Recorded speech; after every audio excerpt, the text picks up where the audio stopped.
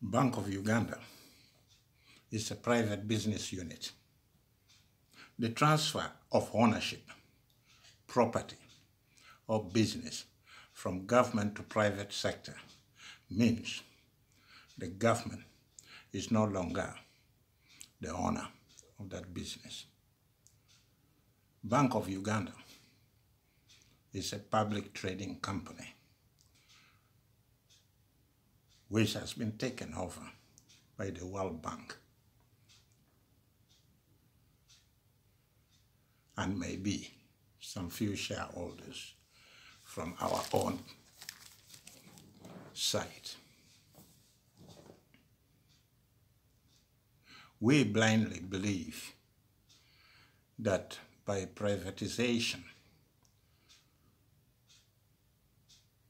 of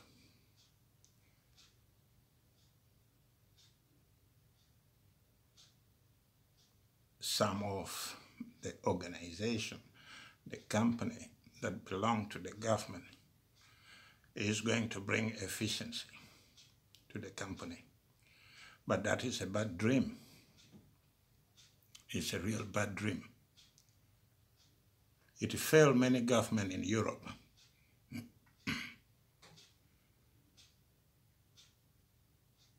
Most of African countries are going blindly to privatize most of the government-owned companies, which might turn out to be a total failure. Few days back, we started getting the taste of failure when a chain of supermarkets, Nakumatt, collapses after creditors voted for liquidation.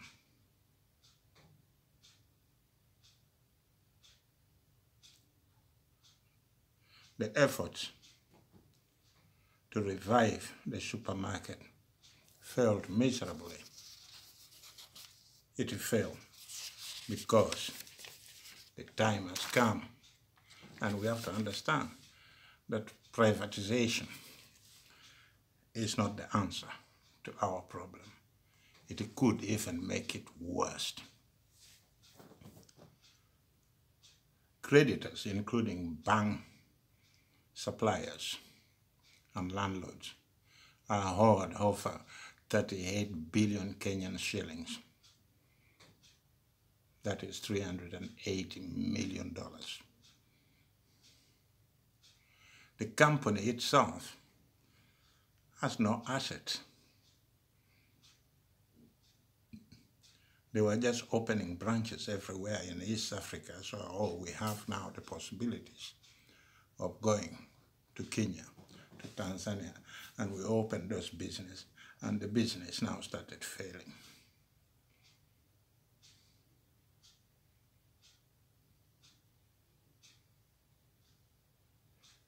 Some of the units of that supermarket chain had been sold in Kenya to another company.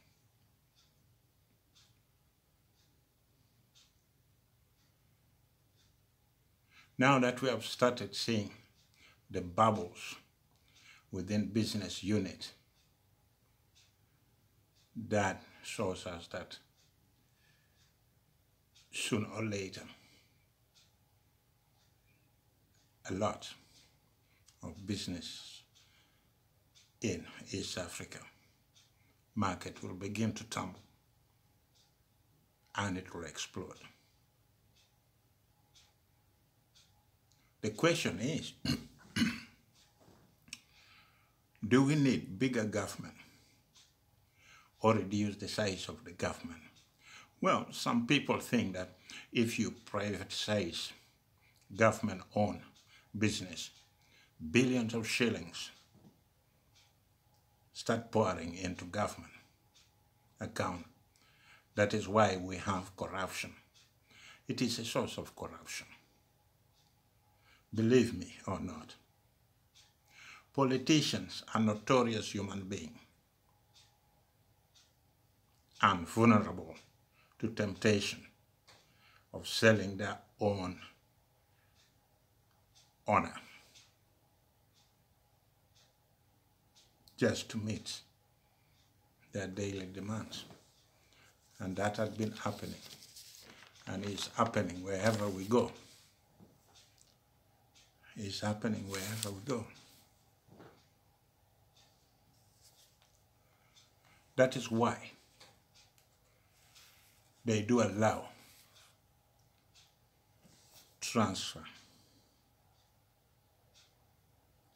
of lucrative government services, such as Bank of Uganda, to become a private business unit and ensure that they benefit from such deals.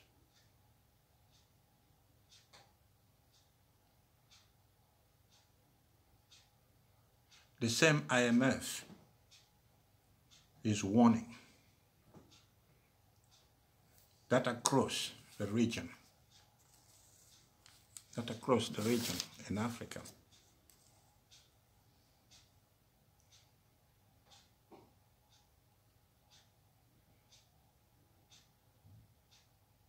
over 40% of our revenue will be directed toward debt servicing. The debts have reached an unsustainable level, but we just keep borrowing and borrowing.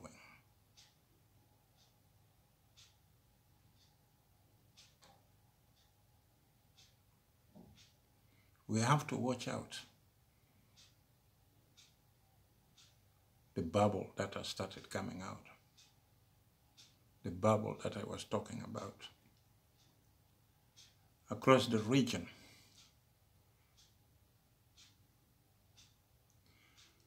economic growth is largely superficial. It is being driven by public infrastructure, not private sector homes. We have all gone so deep into infrastructure that is the only movement which is taking place at the moment. And we think that by developing the infrastructure or putting our money in the infrastructure investment without motivating the other private sectors, we can achieve a sustainable development. No, we won't. Because if the source of the economy is infrastructure driven, then it means if there's a bubble within the infrastructure investment, then the entire economy is going to stand still. And if it does, that is when we will start realizing that thing has gone wrong. That thing has gone wrong. Raising debt services is a backdrop of revenue growth. Soon, most of the government in Africa might even fail to stimulate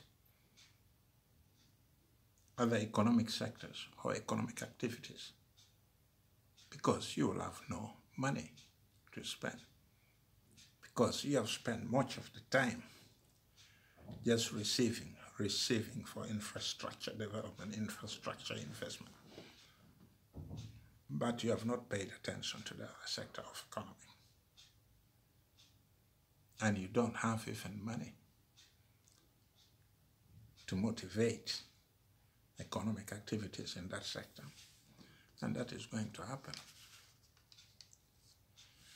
To be honest, when we were growing up, we knew that the Bank of Uganda is by law the only authority that can issue currency in Uganda. And it has the power. It includes the power to determine the future that can appear on any currency, note or coin.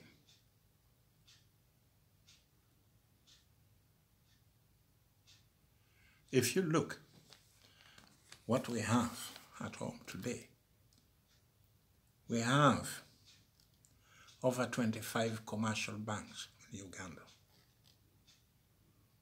all privately owned, believe me. The Bank of Uganda is established in 1966 by the Act of Parliament.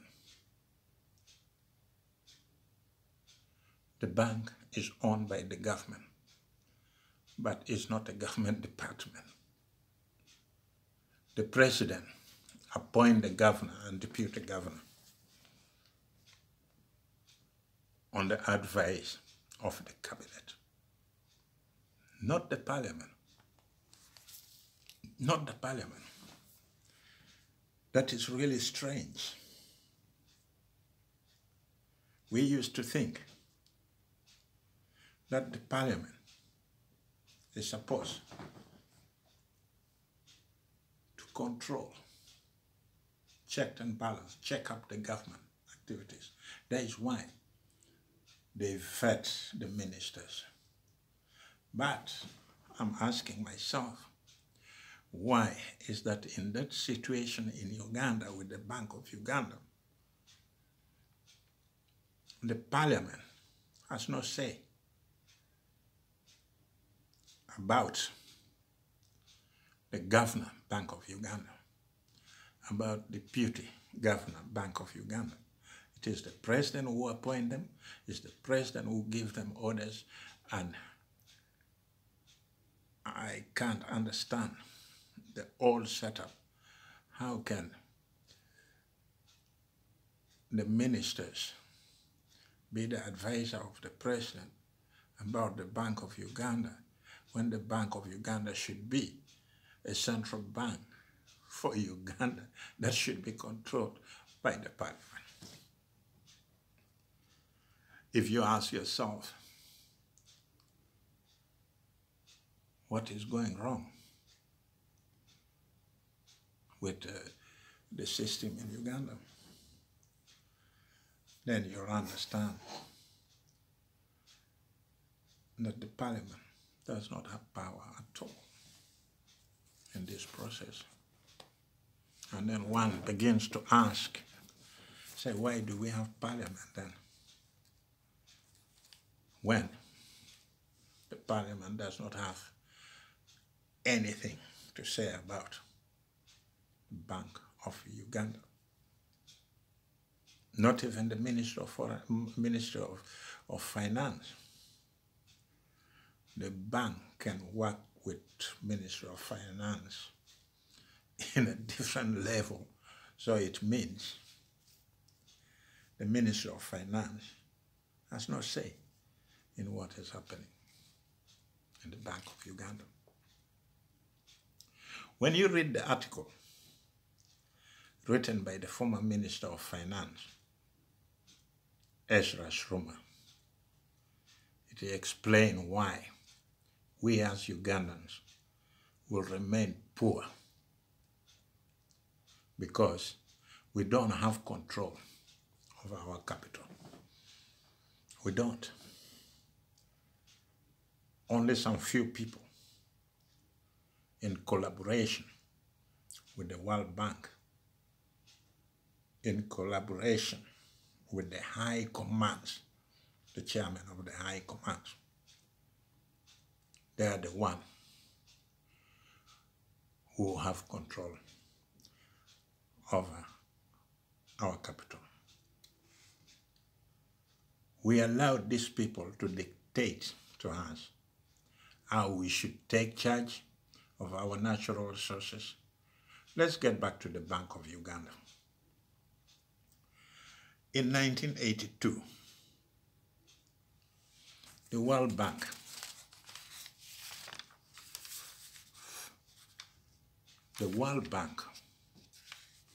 financed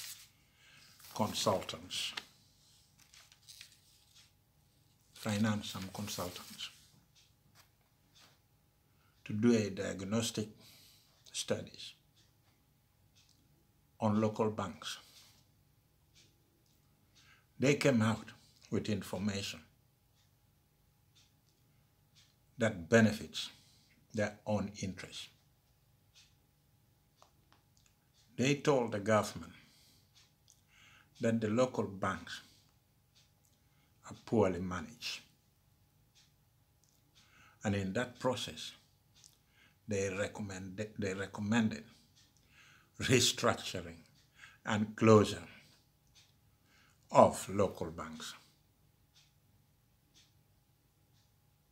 which led to the privatization of many banks in Uganda.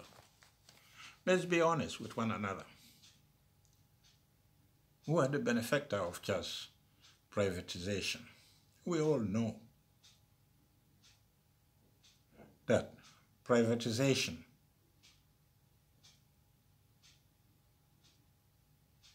of so many organizations in Europe turned out to be a capital mistake.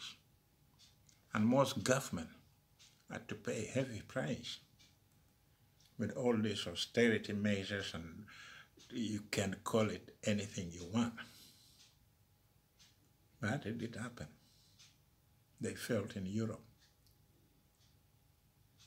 So the financial sector reform in Uganda embarked on was to benefit the few dynasty dreamers, or people who are in high command, or who are the movements.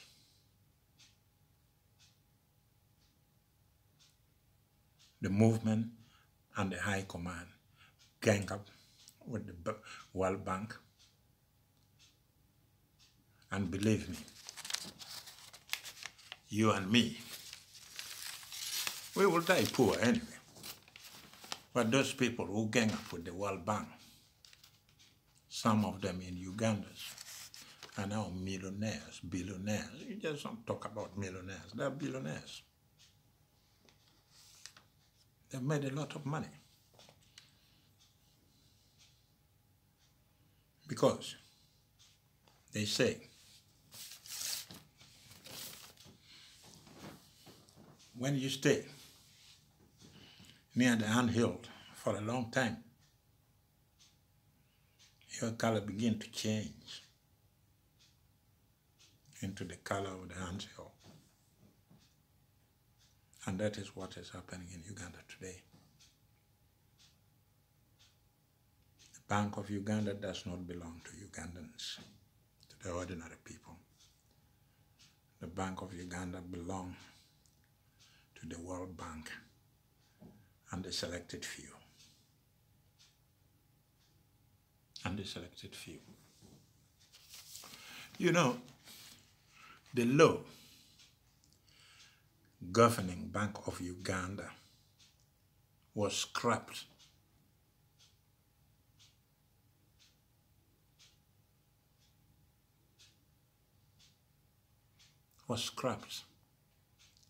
when the World Bank made the diagnostic together with Ugandans who have no hearts for the nation, put together a new law that would benefit the World Bank and the people in power, the high command.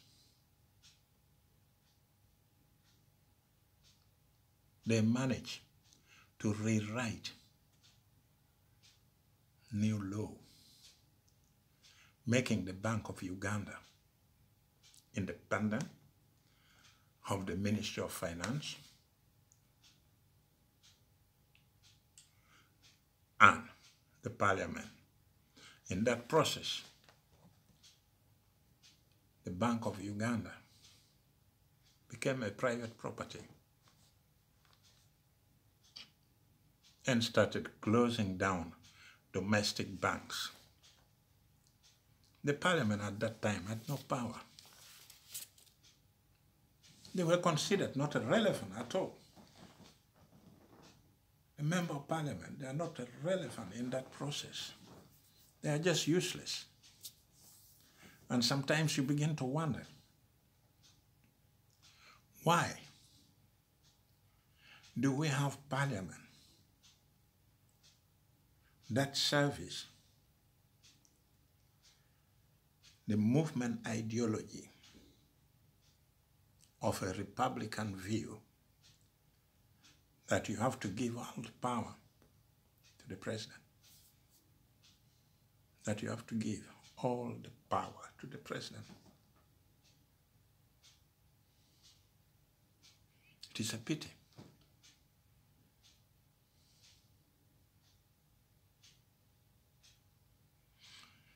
The Parliament had no power and has no power.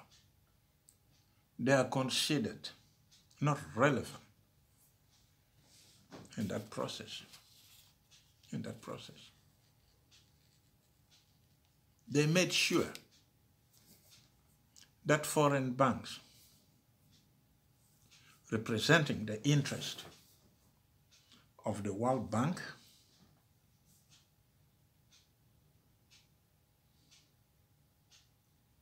and the High Command, the chairman of High Command, take over operation in Uganda. They arrest local banks and close them down. Close them down.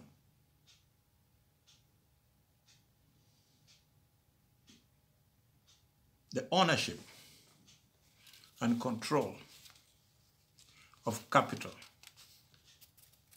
was given to foreign investors. And Ugandans, whether you're educated or uneducated, will be an employer. Poor. You'll never get rich. You'll forever be a laborer, a beggar, until you die. Just ask yourself, why most of our children are trying to immigrate to Middle East in God's name. In God's name. To do a dirty job that their own citizens don't want to do.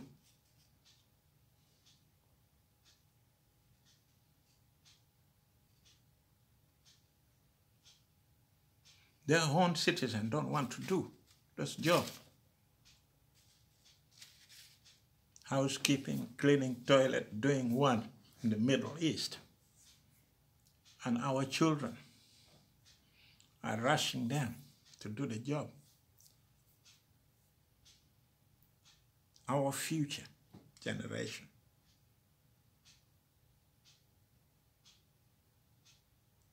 The people we should have taken forward to replace us are running to the Middle East to do that job that their own citizens don't want to do. It is painful and it's heartbreaking as I speak. That is exactly what my father was saying when he was still alive.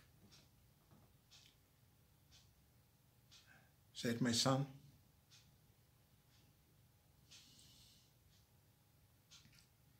if you are lazy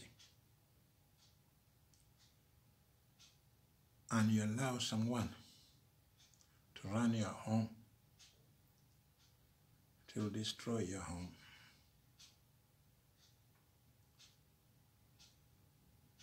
Because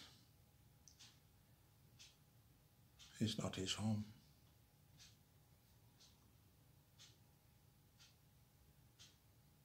Those who have no heart for the people of Uganda, no matter how hard you try, you'll never be a Ugandan. If you're a killer, no matter how hard you try, you'll not stop killing.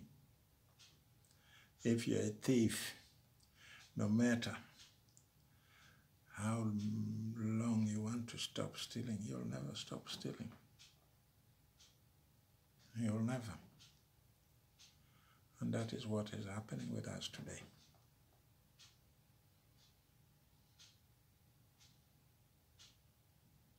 Because our own nose has refused to smell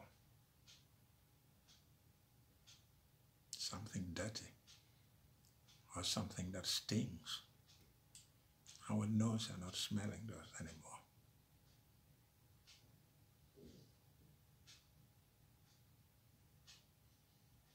We are blindfolded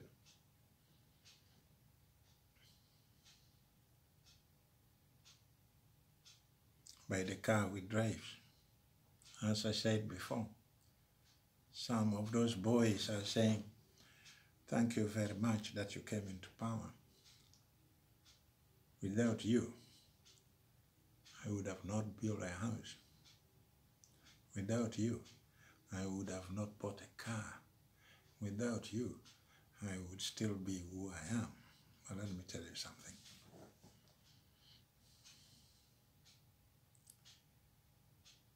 When you're born stupid, you're born stupid. You'll never change anything. Whether you get a new car, whether you get a new lorry, whether you get a new clothes, as long as you're stupid and you don't have even knowledge from birth, you'll just remain who you are. And those type of people who thinks like that will never drive any change home. You know,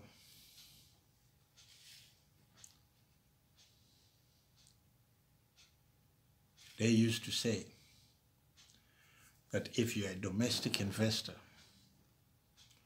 you bring in very little capital investment. That is why when the World Bank came in, when the High Chairman of the High Command gave the red light, Asians from Kenya came in.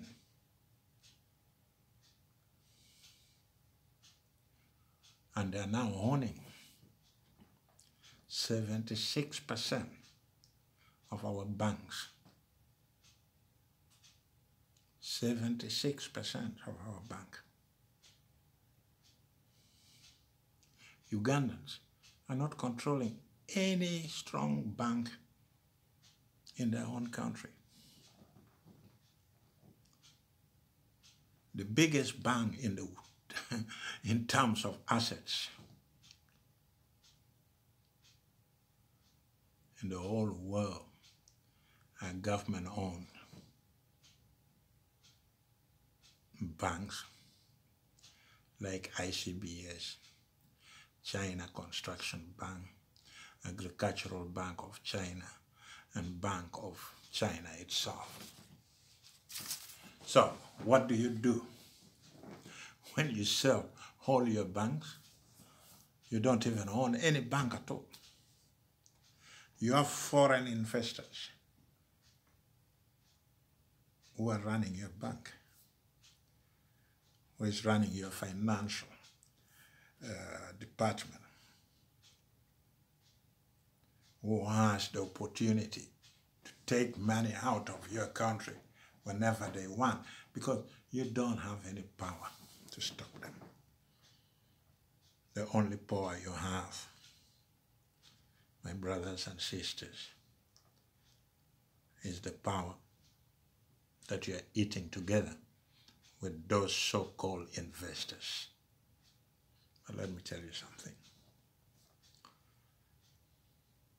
You can eat, but when the time comes,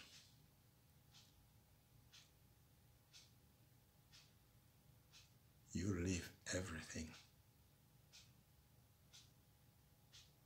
to Ugandans. Thank you for listening.